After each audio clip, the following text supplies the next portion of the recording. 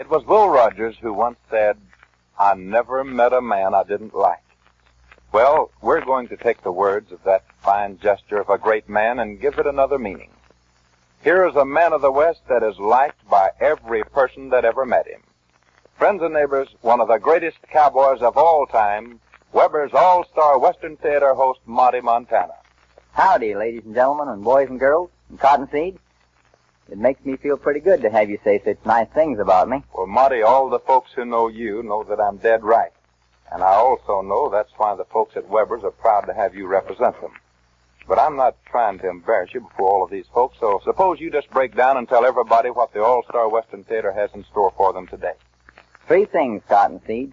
One is the story of the Old West, the life of that notorious bad man, Billy the Kid. And number 2 is?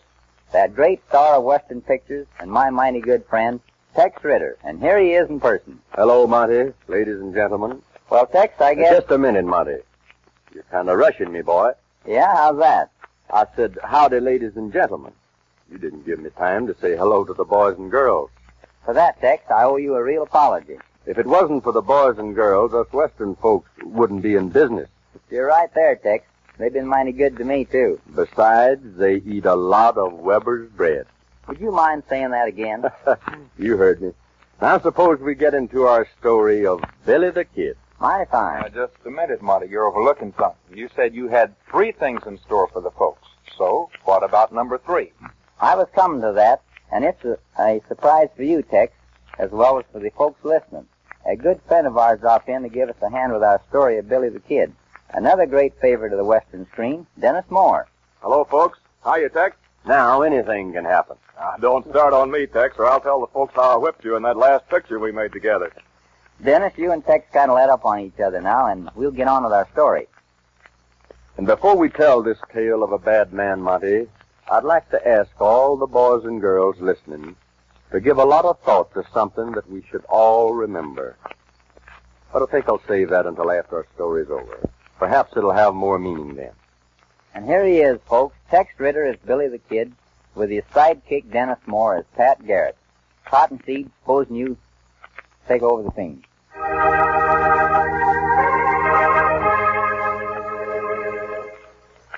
The story of Billy the Kid is that of a boy whose opportunities in early life were far removed from the career he followed, that of a ruthless killer.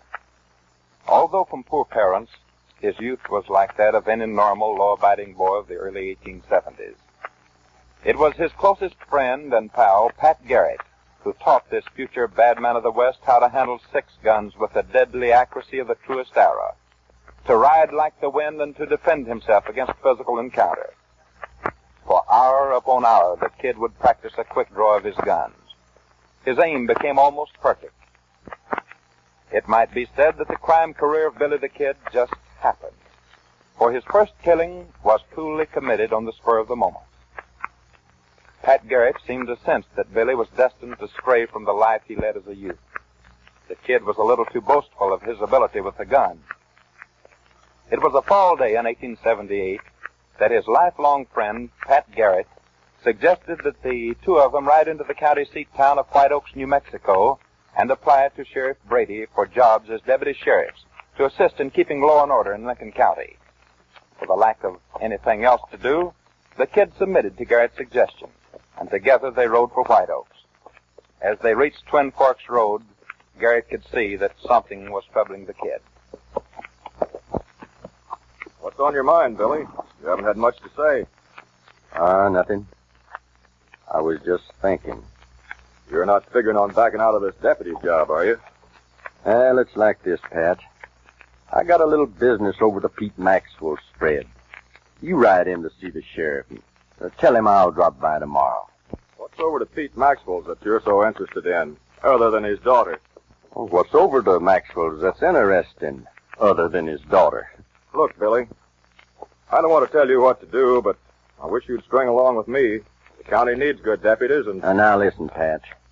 To be honest about it, I don't want to be no deputy. That ain't my idea of making an easy living. Making a living ain't supposed to be easy, Billy. Well, don't make sense. You mean making an honest living don't make sense? This day and time, a man's life is as good as his draw. and I'm about the fastest in these parts. That's why you'd make a mighty good peace officer, Billy. Yeah? Then tell me why I should be working for the sheriff when I know more than he does. He should be working for me. You've got the wrong idea, Billy. And if you keep on thinking that way, them guns of yours might get you in a whole pack of trouble someday. I'll be the judge of how to handle my guns. Right now, I'm taking the left fork for Pete Maxwell's spread. I wish you'd change your mind. Sorry, Pat, but we don't think alike. I'll see you later. That was Billy the Kid's first outright admission of a wayward leaning. Billy and Maxwell's daughter seemed to hit it off pretty well together. But during the next 2 or 3 weeks, he paid steady court to her. It was rather late one night when the Kid left Maxwell's place and rode into White Oaks, apparently to pass the time of night at Peg Martin's palace. He dismounted and strolled through the batwing doors up to the bar. Not being a drinking man, he ordered his favorite, sarsaparilla. A rough, unshaven gunslick was standing to his left. What was that you ordered, son? Sarsaparilla. Sarsaparilla. Yeah, you must be the teetotaling hombre they called Billy the Kid. That's right. I hear tell you mighty handy with your shooting irons. That's right. Yeah. I hear tell you paying steady court to Pete Maxwell's daughter. That's right. And I hear tell she's teaching you how to crochet. Yeah?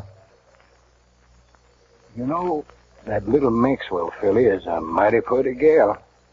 I wonder how she'd feel if a real man was to call on her.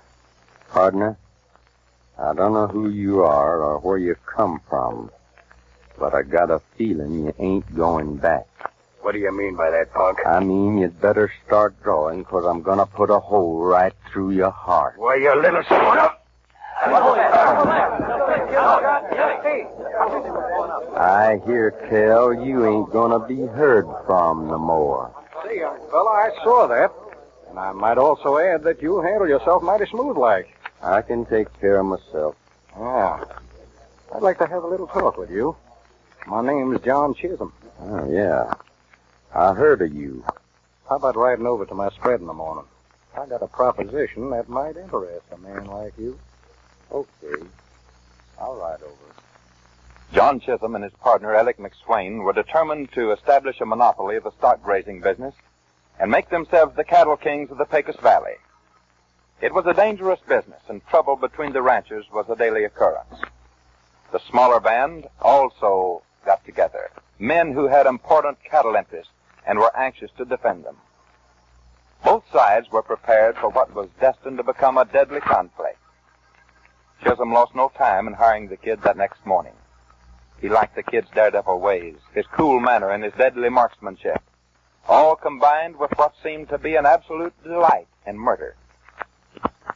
Within a short period of time after his deal with Chisholm, the Kid added 3 more notches to his gun, that of his own companion, Joe McCluskey, and 2 ranchers of the opposing forces, Billy Martin and Frank Baker.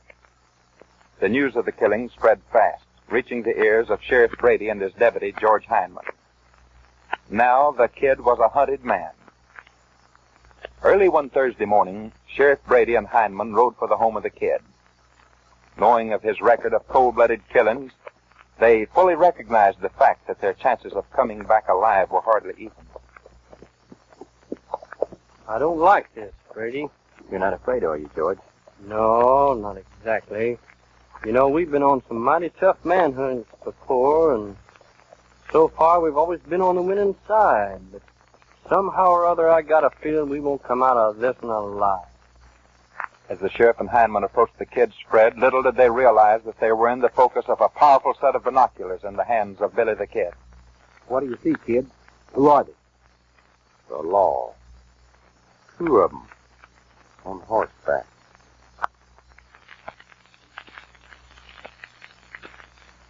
One of them's Brady. Well, what you gonna do? What am I gonna do? Either me or them 2 gunmen are gonna die. The Kid then stepped inside the barn from view and placed himself in readiness. 15 minutes had elapsed when Brady and Heineman rode up and approached the kid's henchman, who was leaning against the corral gate next to the barn. Oh, boy. Steady. Howdy, stranger.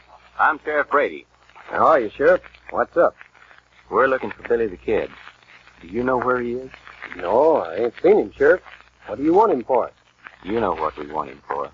Cold-blooded murder. Here I am, Sheriff. Start drawing. When the smoke cleared, Brady and Heineman lay dead. Billy the Kid's bold defiance of the law, the reign of terror and bloodshed spread far and wide. He formed a band of gunmen, and for 2 years following the killing of Brady and Heineman, terrorized the country. Always cool, always the dashing desperado. He seemed to bear a charmed existence. 100 bullets sped towards him, but not one reached its mark. He had now brought his known death toll to 11. It was early July, 1881, 2 years after the killing of Brady and Heineman, that a deputy United States Marshal arrived in White Oak, sent by the government to capture Billy the Kid, dead or alive.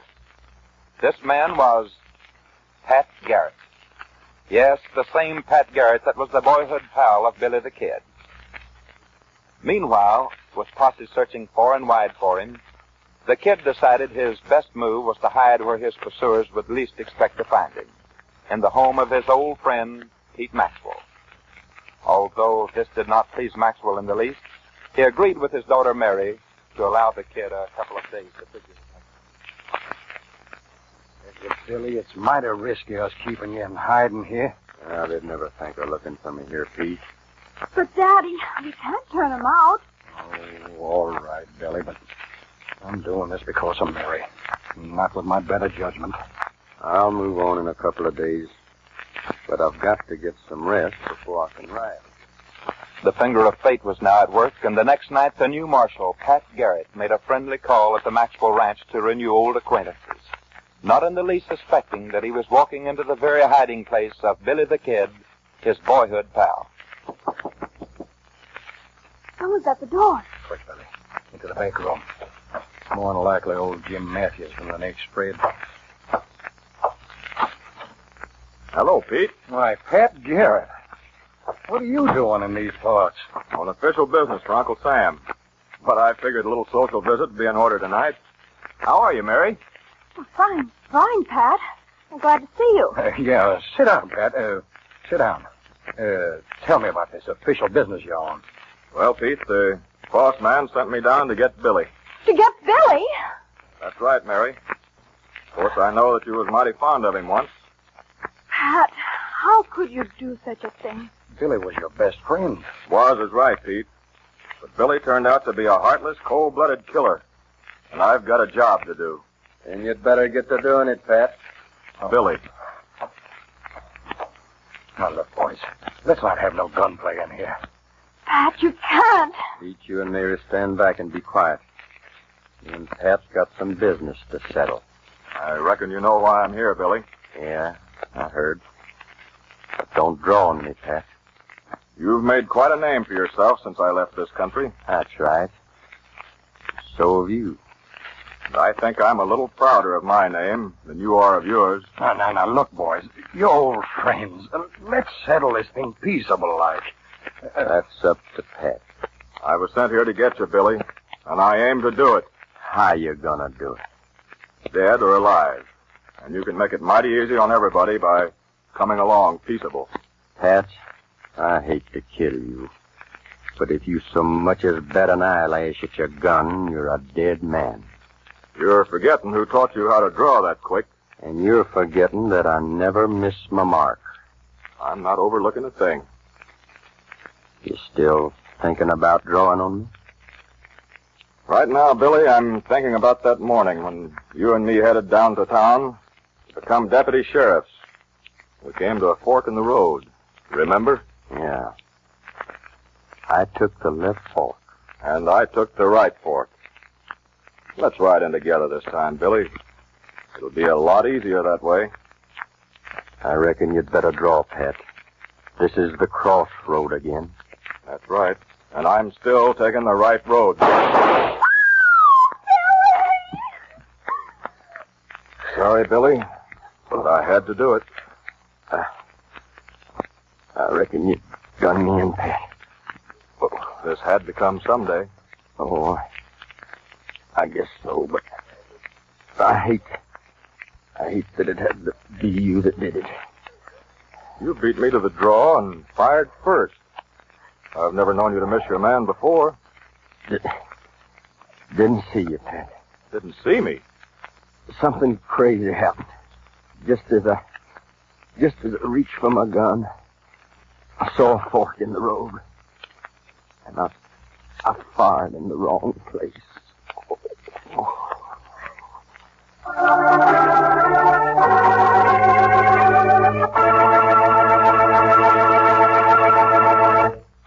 Well, Tex, we want to thank you for appearing on Weber's All-Star Theater. And to you, Dennis Moore, for dropping in to give your old friend a helping hand. It was a real pleasure, Monty. And now, Tex, that special thought to the boys and girls you mentioned just before our story. Boys and girls, it's an old story, but one I hope you will all remember as you grow up. In all history, never has it been known that crime has a reward other than hardships and suffering to oneself and to other people. Remember the story of Billy the Kid. Thank you, Tex Ritter. And now here once more is Cottonseed Clark. Well, folks, I know you're all expecting a song from Tex Ritter, so we're going to hold him over long enough for just that. The title of his song seems to kind of fit the moral of our story today. But it so happens that it's the #1 hit song of the nation on phonograph record by Tex Ritter himself. And here he is to sing for you, You Will Have to Pay.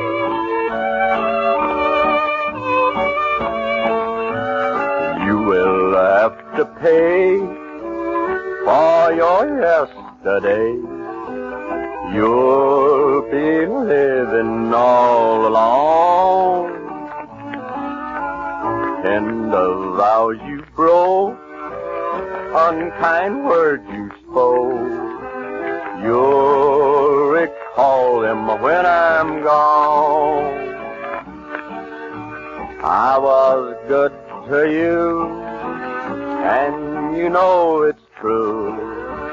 I tried to please every way. You walked on my heart, broke it all apart. But someday you'll have to pay. You will have to pay for your yesterday. It will all come home to you. You'll pay for your sin time and time again. I won't even pity you. I was good to you, and you know it's true. I tried to please every way. You walked on my heart, broke it all apart. But someday you'll have to pay. So long to you, Tex Ritter. Come back and visit with us again real soon. Been mighty nice, Cottonseed, Monty. So long, folks. So long, Tex. And now here's another word from our friend Ed Chandler. Friends, in the days of the Pony Express and the Wells Fargo stagecoach, the watchword of the day was dependability. Cross-country travelers could depend on the old stagecoach arriving at its destination. The United States Mail Service in great measure depended on the Pony Express. Yes, dependability was and is a fine characteristic of any service or product. And I'd like to tell you a little bit about the dependability of Weber's bread. When you serve Weber's good bread, you can always depend on its flavor, texture, and freshness. It's uniformly and scientifically baked of the finest ingredients to assure that dependability. To say it simply, Weber's bread is always good bread. Yes, Weber's bread is always good bread. And here once more is America's great Western singing stars, Foy Willing and the Riders of the Purple Sage, Al Sloey and Jimmy Dean, a-heading down Santa Fe way. Riding down the Santa Fe, just beyond the mountains and across the way. See that sun hang low in the west. Oh, the land I'm loving the best. Here we go, my old gonna see a preacher about a gal. So let's burn the trail and yonder we'll go. Riding down to Santa Fe. Hey, riding down to Santa Fe.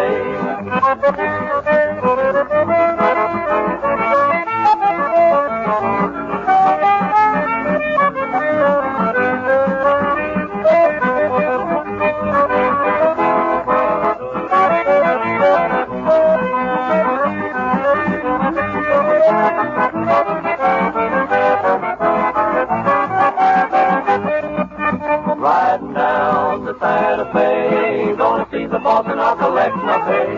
Need $100 or more to get that ring she's been waiting for.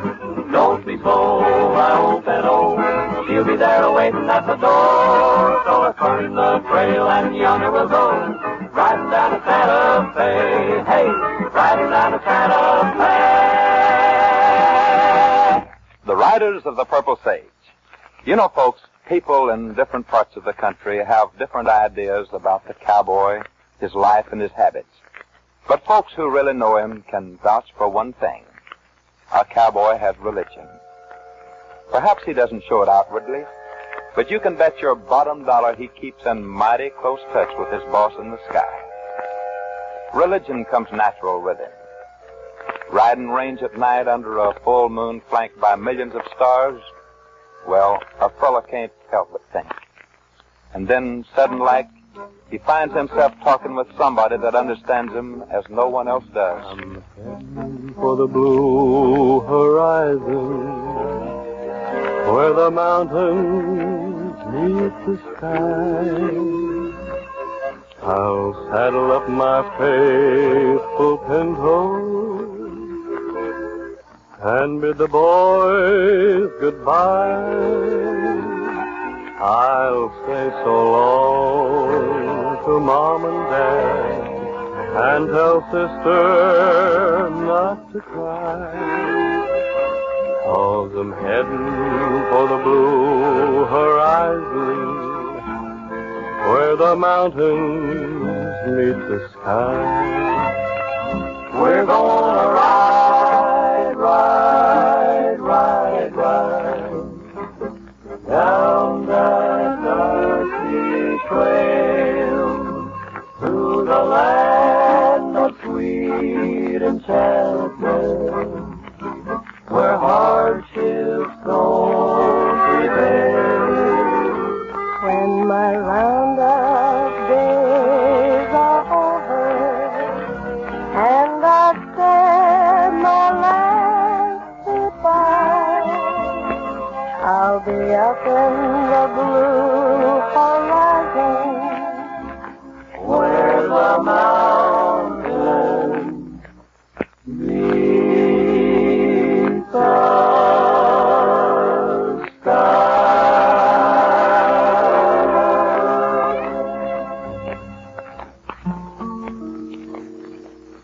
drifting along, singing a song under a western moon.